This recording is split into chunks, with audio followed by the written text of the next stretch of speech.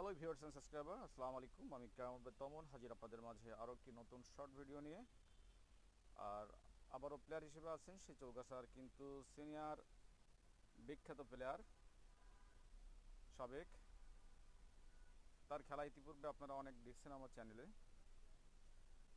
তো তার খেলা যদি আপনাদের ভালো লেগে থাকে অবশ্যই একটা লাইক, কমেন্টস অ্যান্ড শেয়ার দিবেন এবং অবশ্যই কমেন্টসের মাধ্যমে জানাবেন যে তার খেলাটি আপনাদের কেমন লাগলো।